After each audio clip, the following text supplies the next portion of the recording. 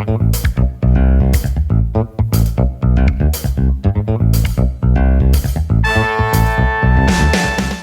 is John Zaninovich. Welcome to Move My Mass. You'll be hearing from great guests talk about balancing life and being fit.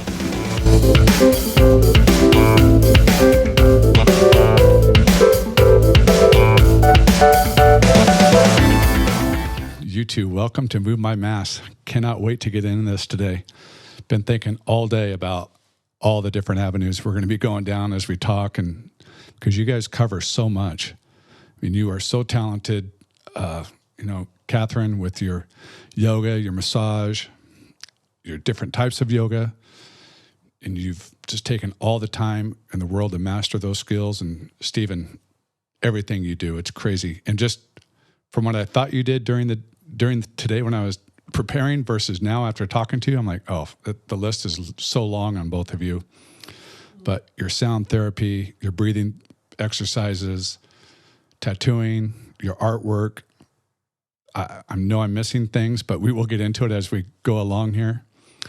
But yeah, the both of you have taken it to such a level, and I know how much time you must have put into it, how much care you put into it, because you have the greatest hearts that I know, both of you, and your generosity, going from mastering your arts to owning a business to co-founding White Wolf Wellness, a preventative wellness organization that is going to be so great for the community, nonprofit.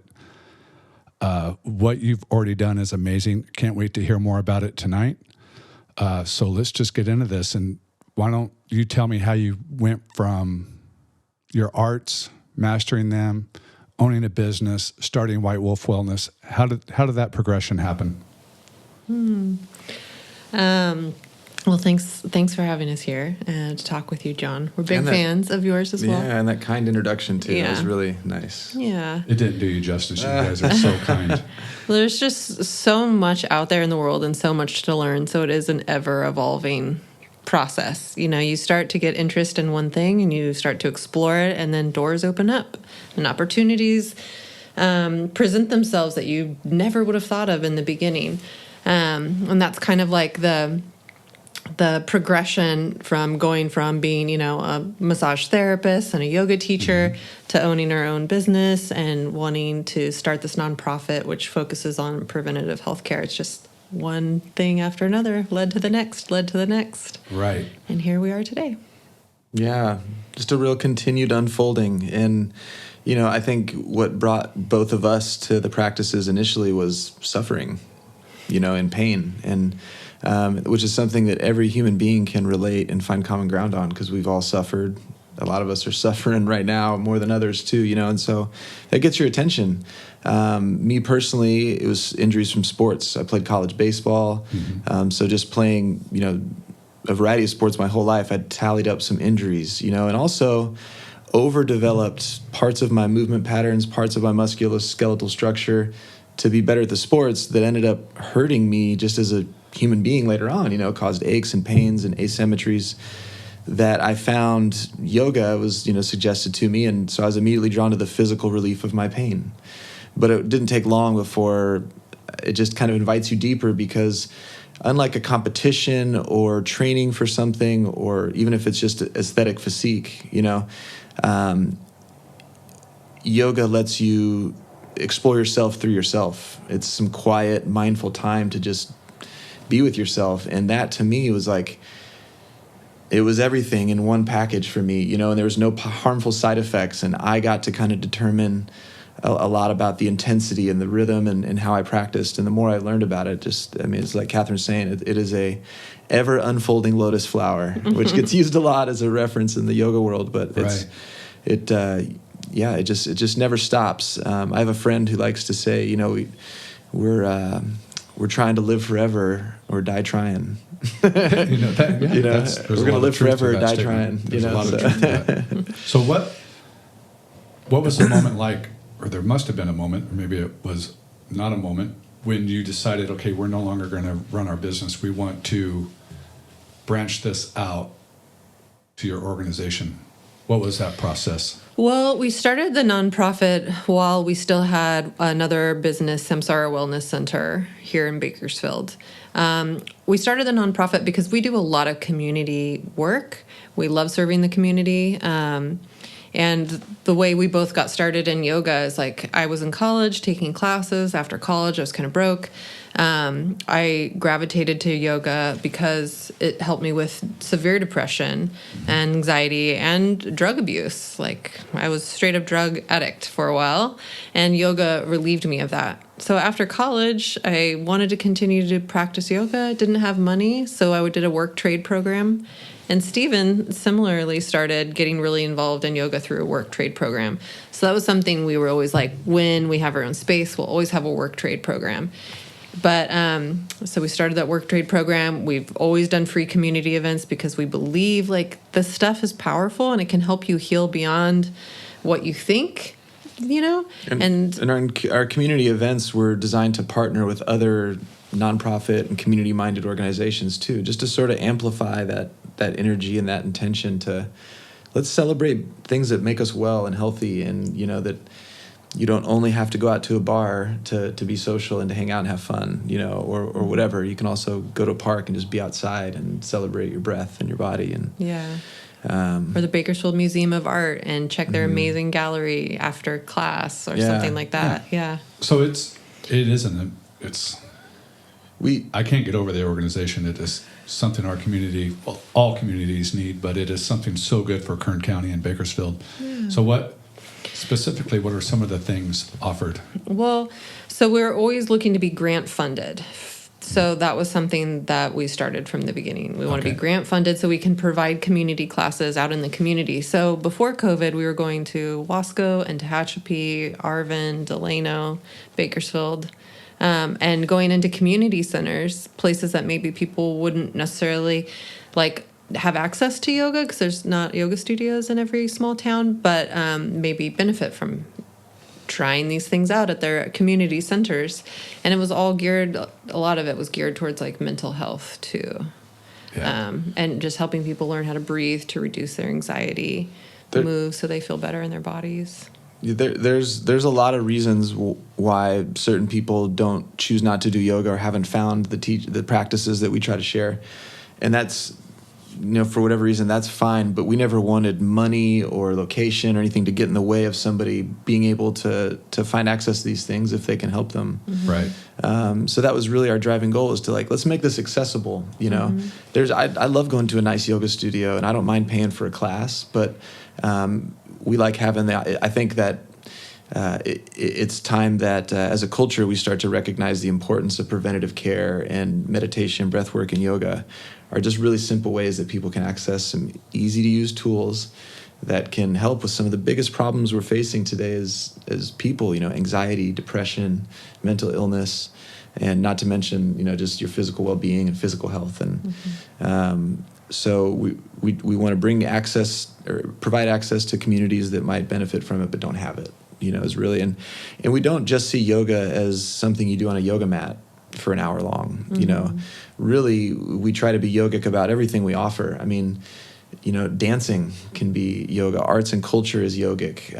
I think anything that helps us tap into our humanity, you know, and does more to bring us together through our joy and the things that we can celebrate versus trying to divide us and separate us into, well, you know, I'm different than them and we're different, we do this. But, I mean, you know, common things that everybody loves some good music. Everybody you know, it's fun to dance. It's fun to move your body. I don't know. Yeah. And building a relationship with your body, it takes time. It's just like dating someone. Like you just don't figure everything out on the first date. Like many of us have lived in our bodies for years, but we don't really know them or what they can do. Or many people don't feel safe or comfortable in their body. And a lot of the practices we're doing is like, let's get you in touch with all this stuff. Like, how does your foot move? How does your wrist move? And then it can develop into like so many conversations from there. You know, it can be about strengthening or stretching or, I don't know, all kinds of stuff. And plus, just remove the mental block from it. Yeah. You know, if you choose not, like you said, Stephen, if you choose not to do it, that's fine. Yeah. But let's this hopefully take away all the other reasons why somebody doesn't want to participate in one of the therapies that you provide. Yeah. Just like the same thing with, strength training. Somebody doesn't want to walk into the gym because they're afraid they're going to get made fun of, or, maybe they're heavy. But, that's what I try to tell people. Don't worry. Go in there and do your thing. It's gonna be fine. Go over there and do your thing, and things will work out. Yeah. So how do you guys prepare for for your skills? How do you prepare for a class that, say you're going to go up to Tehachapi? I'm just going to use an example, Tehachapi. How do you prepare for it? How do you think about what you want to provide? What's that process like? Well, we really try to teach to who's in the room is a saying that we like to use a lot. So every class is technically a little bit different. I think there's general themes and intentions. So, I kind of start there, and I try to consider who I might be teaching to, which can be difficult in serving the community because you never know who's going to show up. Right. And it's a little bit different than when you're in a yoga studio and people have their yoga clothes and their water bottle, and they know what they're about to get into, and they're willing, they're ready for the experience. But sometimes in the community events, we might have, I had a couple times a young mother who had brought 2 young kids that were just all over the place and being kids, we just dealt with it because, if what we teach can't help you in that kind of situation, in the real struggles of life, then I really don't see the value. There's value, but it's just pure aesthetics. And what we're trying to offer is things that can really, help a young mother with 2 kids that doesn't know how to find inner peace or take a moment for herself. And we try to teach to her however she can find her own best practice, and we try to meet somebody else who might be ready for some more advanced physical practices or want to go deeper, meet them where they're at too. So I think it really starts with understanding who you're teaching to, and trying to speak and communicate in a way that the message will get across. And then, whatever the intention is, there's a big misconception, I think, about yoga today that it has to be this really aggressive, hot, sweaty, super challenging physical workout. And it certainly can be. And for people that benefit from that and like it, it's awesome. But there's so many other layers to it. And it's kind of like, you can't just be awake, running and cycling and working all the time. We have to sleep in order to stay alive and Right. maintain sanity, right? Yeah. So a lot of the practices we teach are kind of like the other end of the spectrum. You go ride 20 miles, it's really going to benefit you, or 20 miles, probably more like 80 or 100 or something, right? And if you're training for, I don't know, Yeah, but can be. yeah. So you go on a big ride to train for, you're literally doing minor damage to your body, your muscle tissues and stuff like that. And we all know the value of recovery. Well, yoga is a great way to recover, where you don't need anything except a space to be on the floor and move around a little bit. And not only that, but versus, doing cold therapies or having a trainer kind of work you out, when you're doing yoga, you are doing it. I learned how my knees work. I learned the relationship between my own joints, my own limitations, my lack of mobility, or so on and so forth. And that, like Katherine was talking about, knowing yourself is really one of the most essential parts, or the most valuable parts of a yoga practice, or what we teach.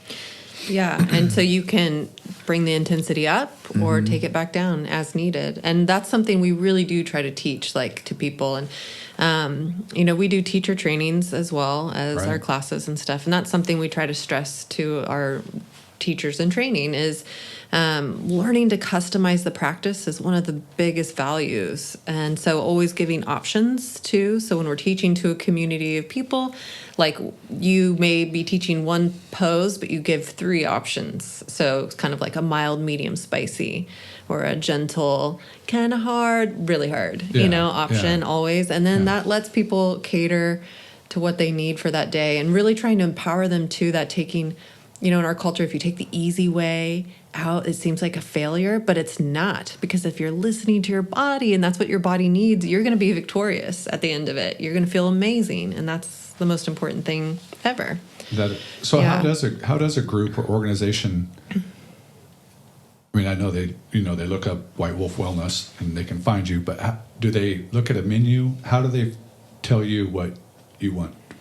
what they want you to do? How does We're that the work? professionals, so we You tell them. no, we ask questions for sure, Right, but like yeah. we have time under our belts too. We've been doing this for a while, so I have 20 years this year, in this industry. Stephen has, I forget, what is it? I've been practicing for 15, 15 yeah. years.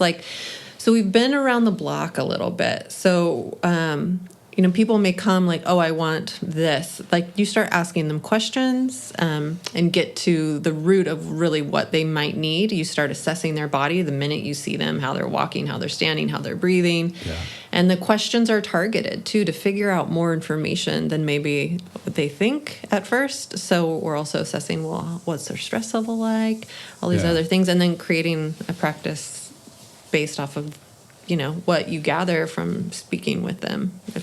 Does that help Totally. kind of give you a better picture? Yeah, and I want the listeners to know too, Yeah. because they're listening and hey, I want to Yeah. something I want to check out. I want them Yeah. to know, what Yeah. you've got going on, Yeah. everything you can do. Yeah. In general, our community classes are a little bit on the safer, simpler side of things, more Yeah. accessible side of things, I should say, because Yeah. like you said, we never know who's going to be there. And my teacher had a really nice saying. He actually said, ideally, what if you just, when you were 18 years old or whenever you were in your prime, if you just did the minimum it took to stay there every day, instead of push, break these limits, and create injuries, potential things that are going to bug us later. What if we just maintain? And you did that when you were 18.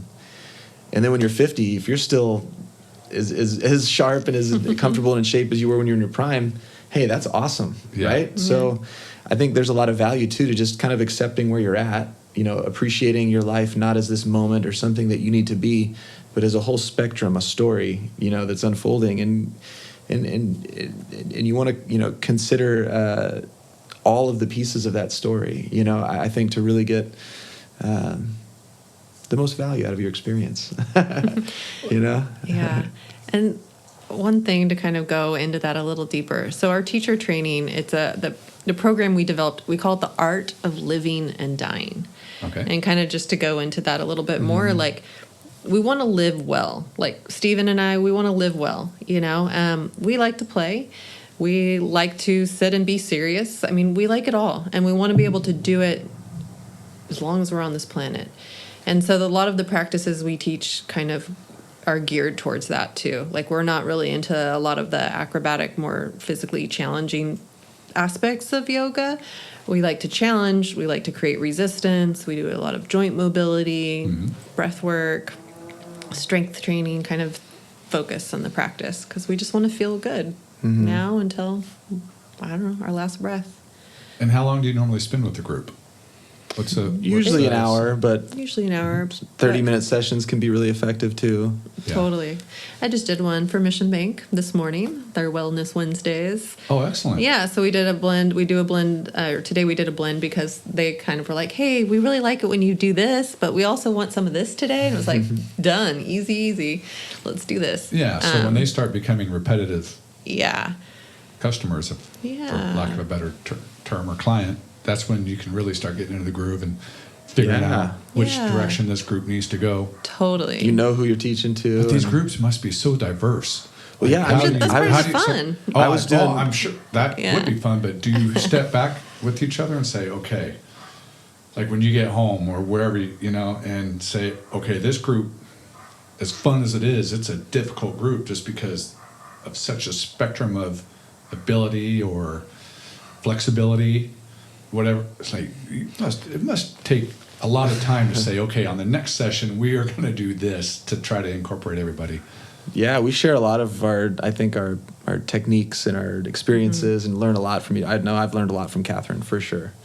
And I mean, I want to say this carefully, but it's easy to teach these things to people that already have experience with them.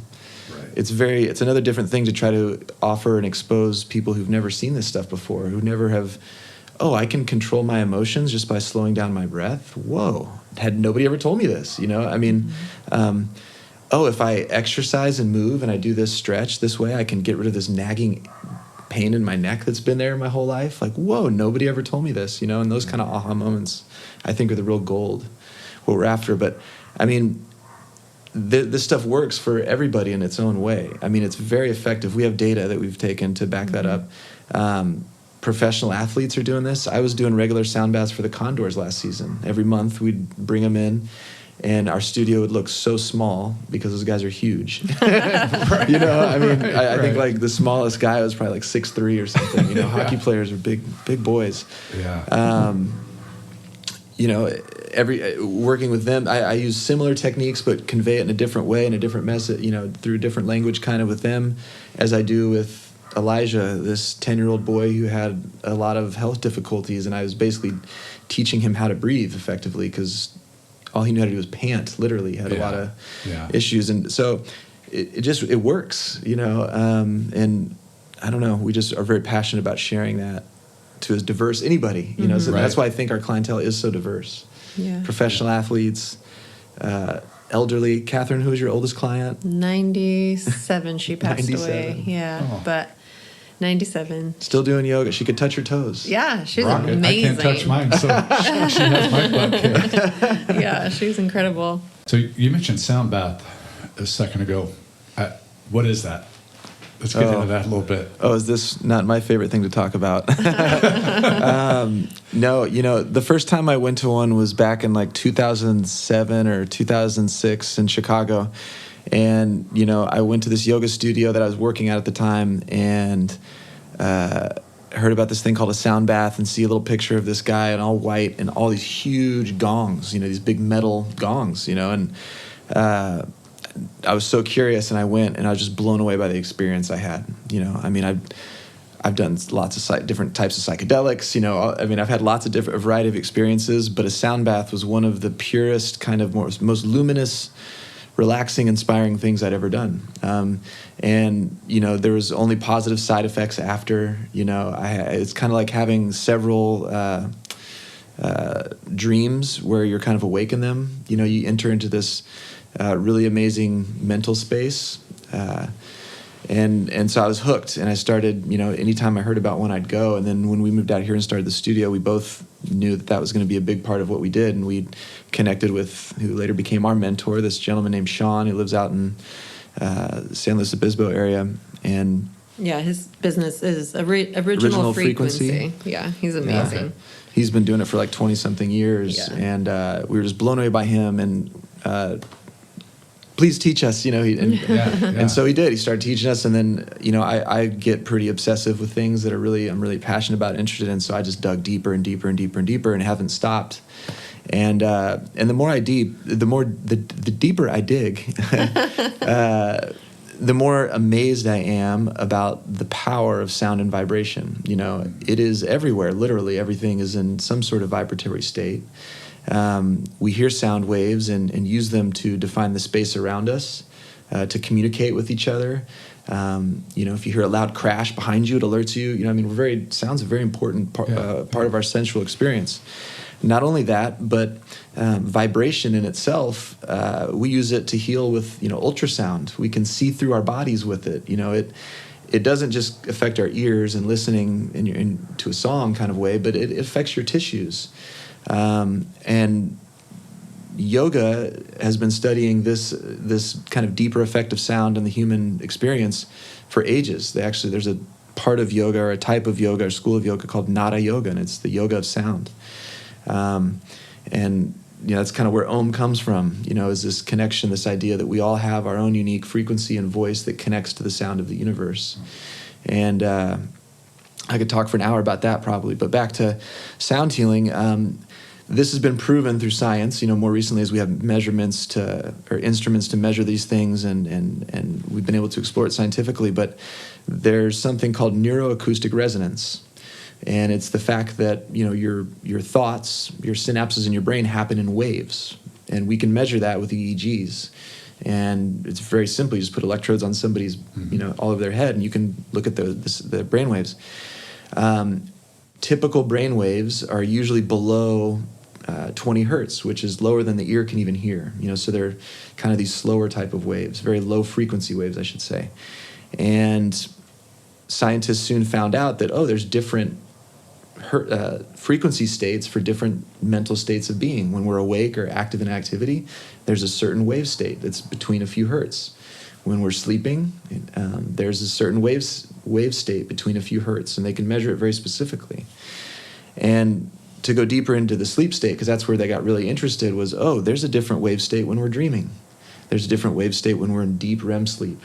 There's a different wave state when we're just about to go to sleep and just about to wake up. And they found that you can induce similar wave states in the brain by creating that same sound outside of the person or in the space. Mm-hmm. But how do we create a sound that you can't hear with the human ear? Well, there's something called binaural rhythms. And I don't know if you've heard about this too, but it's kind of the rage in helping people sleep and meditate. The CIA actually just, they had this big document leak of 1,500 pages, and a big part of their, or a decent chapter in that paperwork was CIA researching hemisync technology, basically using binaural waves to influence brain states. So it's proven to work. The CIA loved it, and they basically saw really quick that it was a way that you could put someone's mind into a transcendental or a transpersonal state of being, very similar to a dreamlike state, without fully going to sleep. So you get to enter into your subconscious, kind of like you do in a dream. Sometimes it's weird and makes no sense, just like a dream does. Sometimes there's amazing insight, just like there is in a dream. And so being able to create this space that offers somebody the opportunity to access that dream state can be incredibly healing.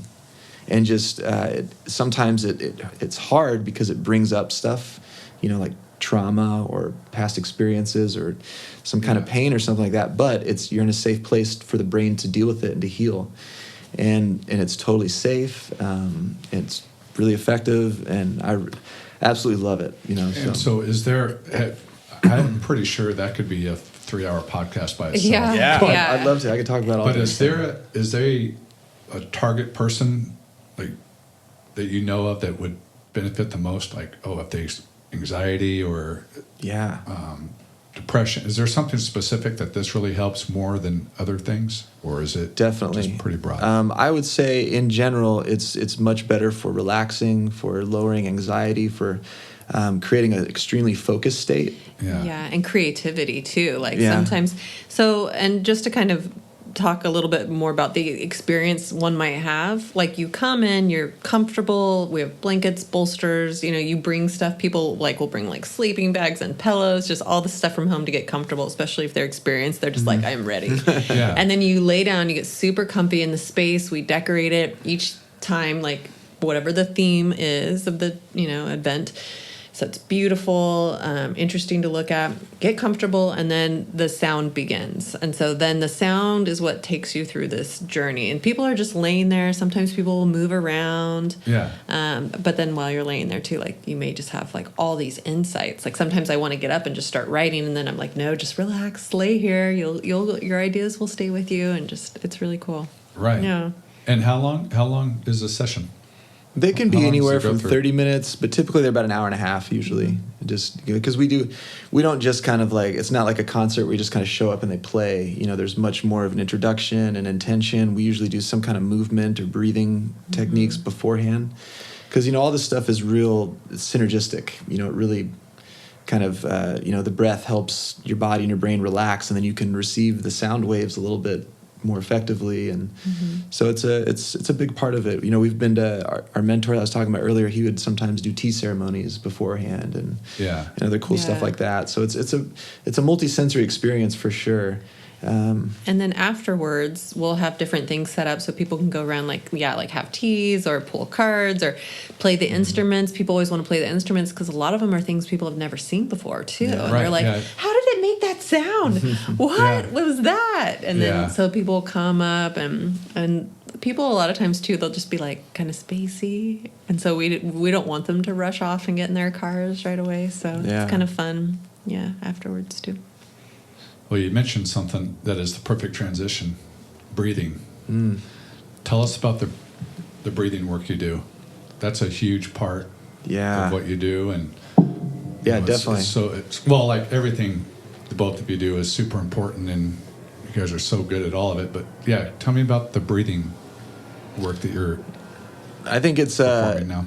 The breath is a cornerstone of both Katherine and I's teachings and our practices. I pretty much start every session with it, right? Mm-hmm. You do the same. Mm-hmm. I think it's an essential part of being able to access the rhythm of your thought, of your awareness, of where your mind goes. If you think about it, your breath has been there your whole life, riding your wave of emotions and actions. It changes when you laugh. Your breath changes when you cry. Your breath changes when you're running, when you're sleeping, when you're eating. You were talking about if you're stressed and you hold your breath in.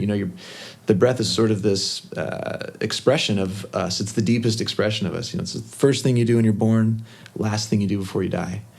And we can go a month without food, a week without water, but how long can you go without your breath? We're just talking about it. Maybe a few minutes if you're if you're a diver, right?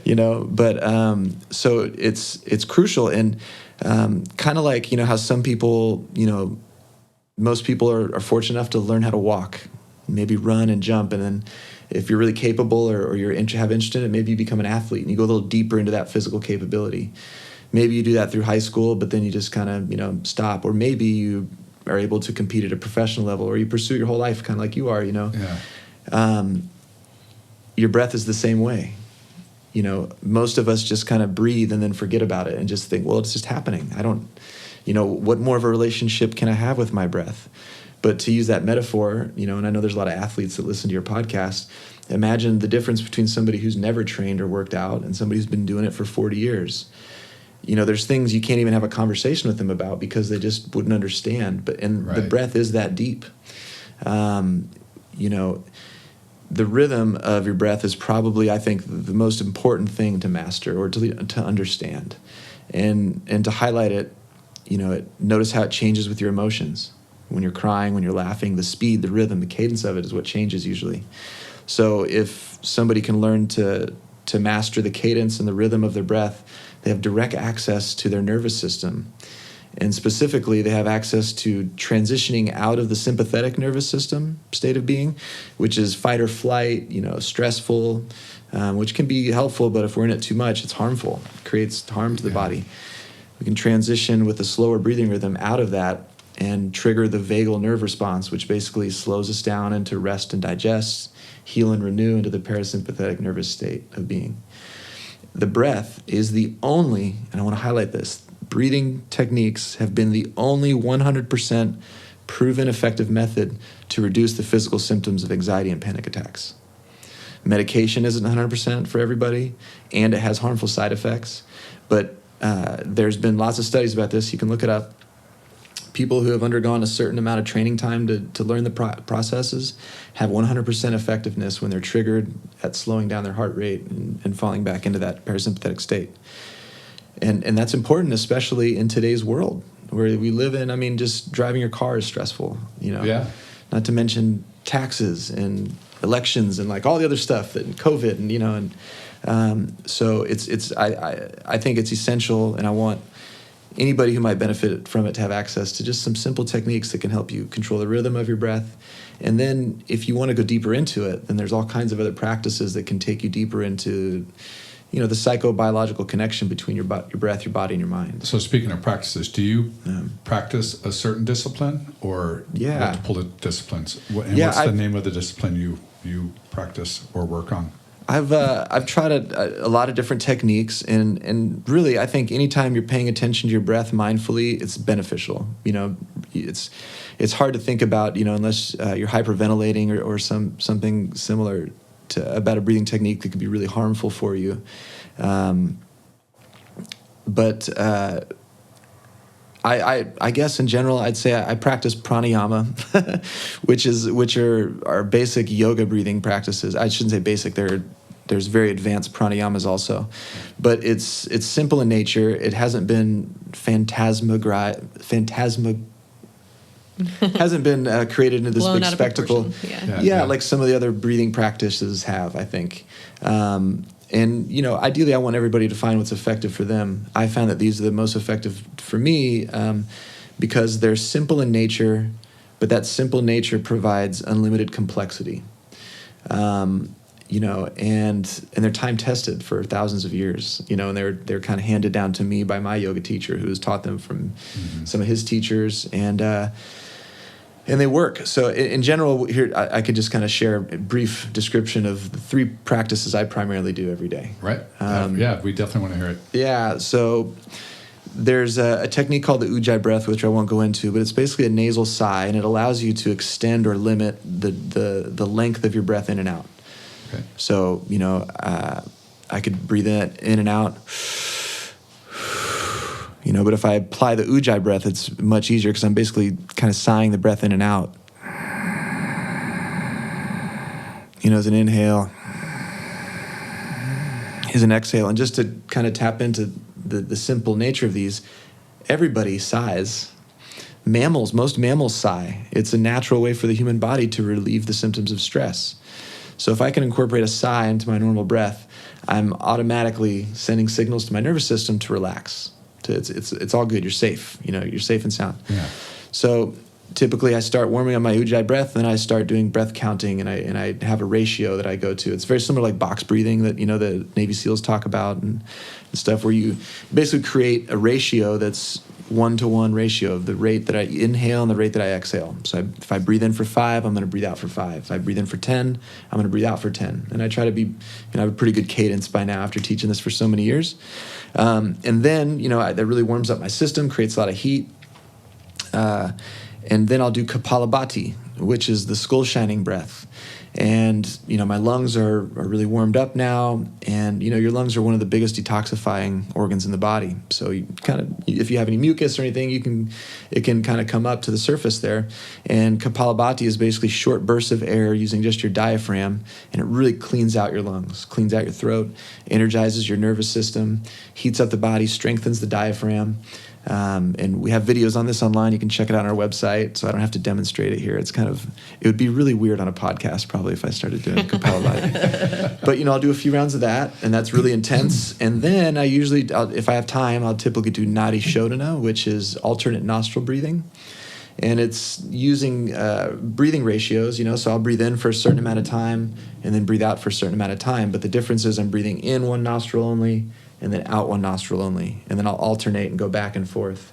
And you can add breath retentions in there too, which is another big thing I do, holding the breath in for a certain amount of time and also holding the breath out for a certain amount of time. But that's where the practices can get kind of a little more advanced. And, not that you can seriously injure yourself or hurt yourself doing this, but I have experienced the negative side effects of an unbalanced practice. And just as if you drink 5 cups of coffee, you might become an irritable, annoying person for a little while.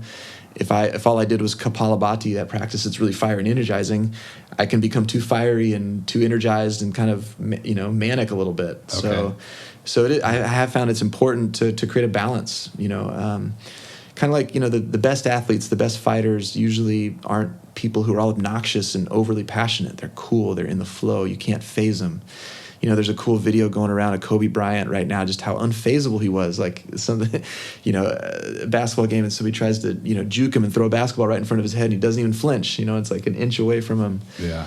Just that sort of calm, steady state of focus is the highest state of mental awareness, and you don't just, some people I think maybe do just have it, some of the greatest athletes and leaders and, artists and stuff like that.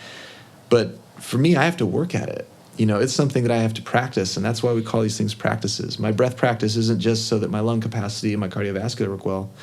My breath practice is so that I know how to master my emotions and my mind, and I can stay calm and cool through more situations. And I ain't perfect, but I definitely notice a difference when I'm regular in my practice.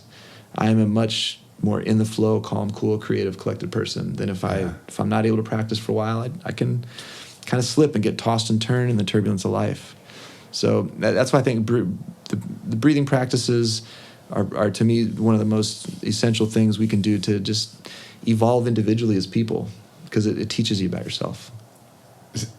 Man, just listening to you and both of you, it's like you guys are the decathletes of preventative health. Health. Like you guys do so much. And we're going to keep going. I want to get into massage. which, Catherine, you were mentioning, there's a definite difference between the Thai massage and table massage. Let's get into that. Yeah. Well, I started getting into massage for myself. I had Lyme disease as a child, and it caused a lot of pain, and nothing seemed to help like massage could. And I just always had an interest in anatomy. I went to school for a little bit to be a nurse, and I realized that wasn't the type of healthcare system I wanted to be part of, although I love the sciences and I love anatomy and physiology and all of that. So I turned into a massage therapist, and it's such a huge world out there. I mean, there is just so many different areas one can go. And one of my favorite places to work is in Thai massage. So Thai massage is so many possibilities when I work with my clients. You're fully clothed, you're on a mat on the ground, and I take you through a series of stretches as well as massage techniques. And I can just do so much. I can incorporate active release technique. I can incorporate like cupping therapy, hot stone therapy. I can still do like, oil massage and the techniques that you can do like on a table, on a Thai mat. I can take people through so much more range of motion things. Sometimes I'll use straps and do tractioning, and it's so much fun. And it's a deep and vast and ancient practice, and there's so much to it and so much history, and people have been like yoga doing this for thousands of years. So there's just so much to learn from too, and take from I can see other it. masters. Yeah, because I've gone through a session with you, and it just seems like the possibilities are endless. They really are. Just you learn that person's body, how they're reacting to it, and well, maybe I can incorporate this or do that. Yeah. And there's something about maintaining, like Stephen has touched on it, like with his teacher saying if you were 18 and then you're 68, like if you could maintain what you had then, wouldn't that be great? Nice. A lot of massage therapy, and with Thai massage, we work on energy channels in the body. They're called Sen lines, S-E-N, not S-I-N.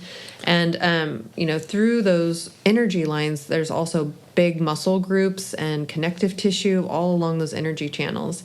And so as I'm massaging, I get to check in with your body, and I can start to feel like, okay, the ropier part of your lateral hamstring is really starting to tense up right now. So we're going to spend a little bit more time working in your IT band. And, you start to see, because your body is ever changing, and depending on what you're doing in your life, it gets affected differently. So I love when I have consistent clients, and luckily I do, because I can help them maintain like a higher quality of living in life, when I get to see them regularly, because they're not going to develop tension points. They're not going to develop as many imbalances, and then they'll live longer, healthier, happier lives. And I love to be able to do that. They're on the floor playing with their grandkids instead of sitting in a chair watching them. It's a different. That's a great point right there. Yeah, it's definitely a lifestyle changer. We've covered so many disciplines, therapies that you guys do. We can make this a 5-hour podcast. It's amazing me. But do you benefit when you're teaching? Sound bath or yoga, do you notice, or are you just teaching? Are you too deep in your concentration on where this is headed next, what I have to do? Any benefit? There definitely is benefit, but it's still, like you have to hold the space, and you have to be aware. And when teaching in person, before COVID, and you have 20 people in the room, part of the joy of being a yoga teacher is getting to go around. Like for me, I love customizing and giving like one-on-one adjustments throughout the practice. And so I'm up, I'm down, I'm up, I'm down, I'm lifting an arm, I'm moving a leg. And so that can kind of get tiring, but there still is benefit, because I get to demonstrate. So I get to show movements with my arms, or forward folds, or chaturanga. So I still get little stretches throughout the day, little bit of strength training throughout the day.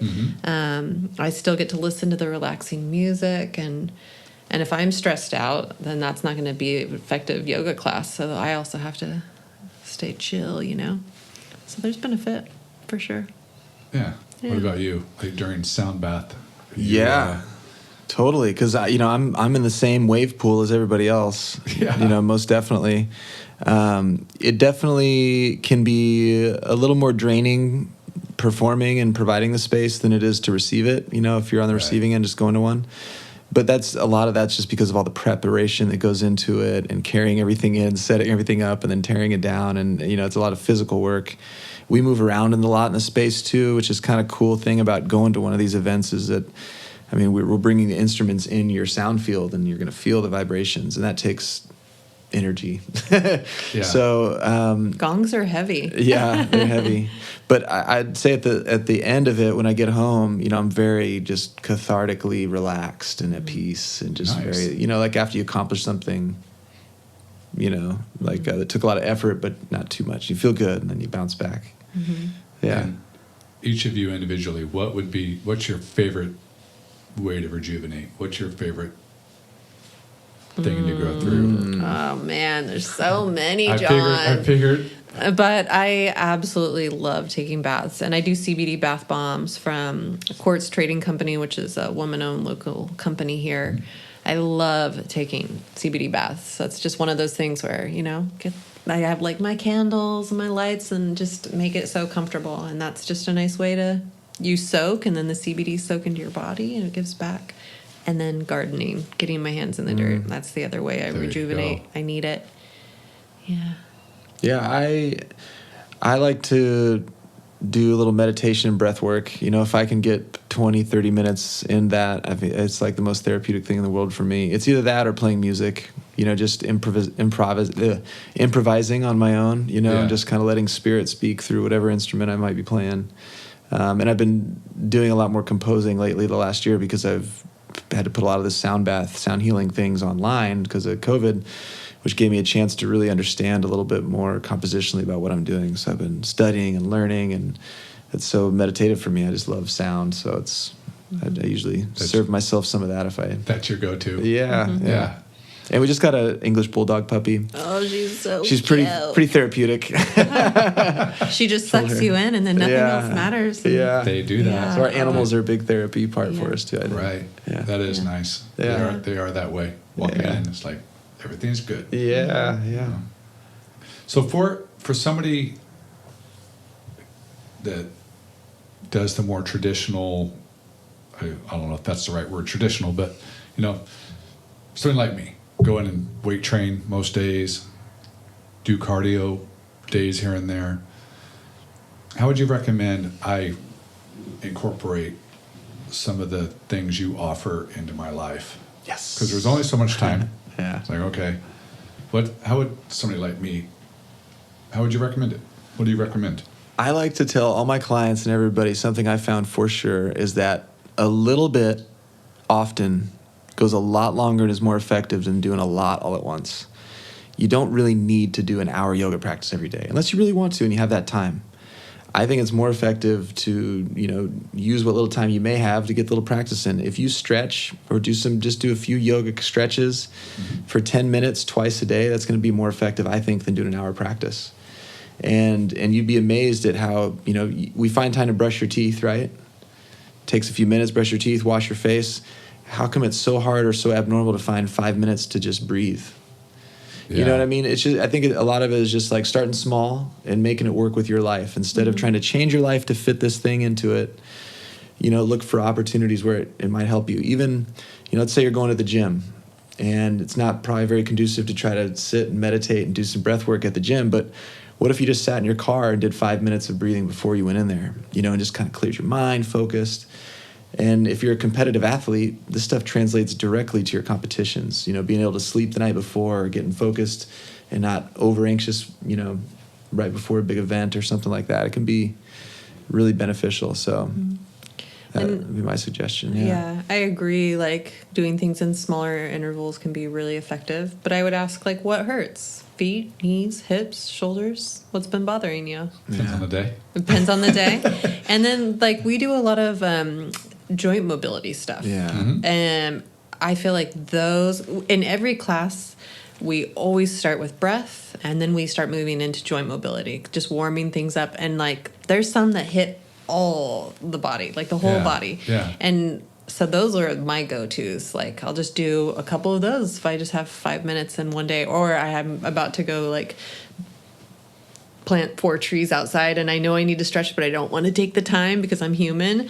I'll just do a couple of these things that get the shoulders, the back, the hips, the knees all at the same time, and then boom, just go. And then you get hooked, and then sometimes you start doing it and you're like, oh, this feels so good, I don't want to stop. Right.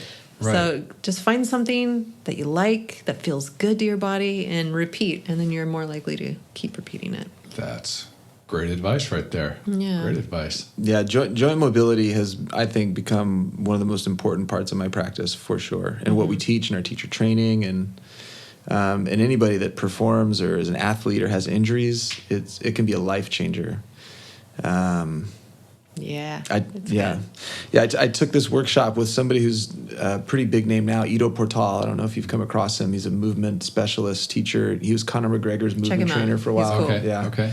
And a brilliant mind and philosopher about just living and moving your bodies. He's like a Bruce Lee type of figure. I'm not kidding you. He offers this workshop called The Corset, and it's all about joint mobility. 3 days, 12 hours a day, all about joint mobility. And he has traveled the world for like 17 years before he started teaching this stuff, and picked up things from, jiu-jitsu, Romanian gymnasts, all over the world, capoeira dancers, and he put together this workshop, and basically it gets you to start thinking about your joints as a corset versus two things meeting like this. Okay. It's everything that's traversing those two things. So what's above and below, and how can we get those things communicating better? And so much of joint mobility isn't just being strong or being athletic, but it's having a balanced relationship between all the points, all the links in the chain, right?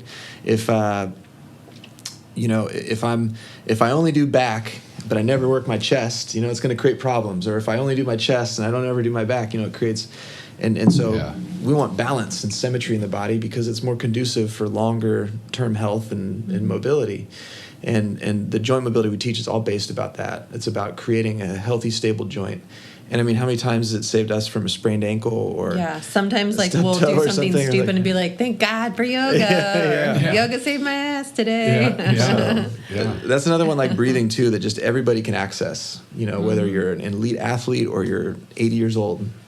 Just practicing joint mobility every day is a huge game changer. Man, you guys offer a lot. Yeah. White Wolf Wellness is a lucky organization to be out there, to have you guys leading the charge. Anything new coming down the line in that organization? Oh yeah, for What is sure. it? What do you got? What do you Since got? COVID, so we're pretty much all online, and then we're doing events, for people in their homes and private lessons stuff like that. and things like that. Like the sound events, those are fun for like birthday parties and special events. But the newest thing that we're doing, and I'll let Stephen talk about it because this is his passion project, and we're grant funded for most of the things we do, and this is one of the things we got grant funded for. Yeah, so thanks to the Virginia and Alfred Harrell Foundation, we got a grant for our newest project called the Ombulance.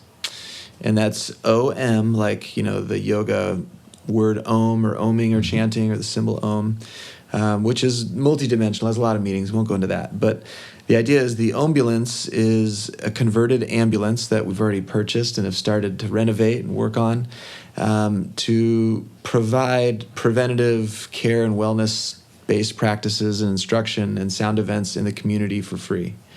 So it's going to be a bit of a branding tool, too, to try to get the conversation started about, the disparity between our emergency care and our preventative care and access to it. We do a really good job in America and most developed countries of having excellent emergency care. You break your arm or, God forbid, something tragic happens, an ambulance is the first thing you want there to help you.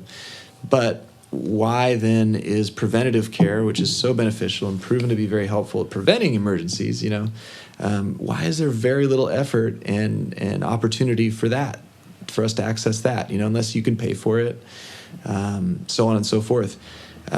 So we hope to use this tool to continue to bring our practices out into the public, but also create a little bit of a scene.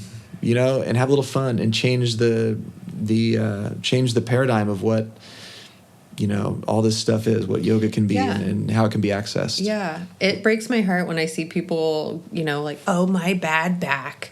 Like, well, what have you tried? Like, well, I went to the doctor and they gave me these pain pills. Like, so what have you tried? You haven't tried anything. Like, there's so many ways you can rehabilitate yourself. And, like, it sucks that they have to get to that point and that there was never education or anybody talking to them about the fact that they could stretch and strengthen their back and how to do it properly. And, I don't know, finding the right fit, so that they'll actually come back and do it. There needs to be more talk about that. Like, we don't one day just get sick. Like, you have to take care of your body. You have to take care of your mind. And if you don't, you're going to have problems. And if you do, you'll still have problems, but hopefully they won't be as severe and they won't be as often, And I think you nailed it earlier. You said, pick something that feels good and keep doing it. Yeah. Somebody who has a serious issue in some part of their body that needs to be fixed, you can't just go hardcore. You can't just say, well, this athlete over here, this is how he keeps his well. Well, no, he or she's been doing it for a very long time. Let's work into that. Build the habit first, is what I think. And build that habit by picking something that feels good and do it again, and do it again, do it again. Get the habit going first, and then let's work the complexities into it. Let's work the harder things into it.